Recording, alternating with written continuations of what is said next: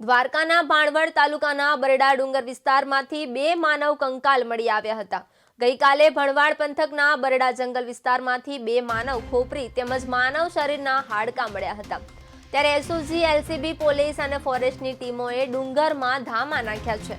કંકાલને લઈ એફએસએલની ટીમની તપાસ હાથ પહોંચી છે। ત્યારે બરડા ડુંગરમાં તંત્ર દ્વારા તપાસનો ધમધમાટ શરૂ કરવામાં આવ્યો છે।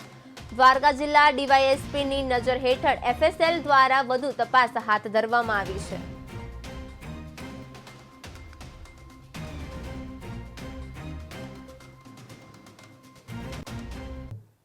મારું સાહેબ એલસીબી, એસઓજી તેમજ અમારા દ્વારા ઘટના સ્થળનું વિઝિટ કરવામાં આવેલી। ત્યાં પ્રાથમિક દ્રષ્ટિએ દોરીના એક છેડા ઉપરથી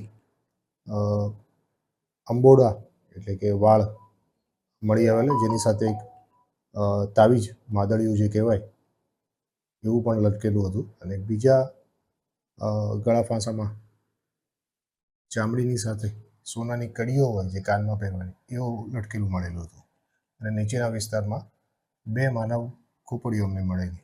એટલે અમે અજાણી વ્યક્તિનો એડીનો ગુનો દાખલ કરી અને વધુ તપાસ એફએસએલ, મેડિકલ તેમજ અન્ય ટીમો બોલાવી અને શરૂ કરેલ, જેમાં આજરોજ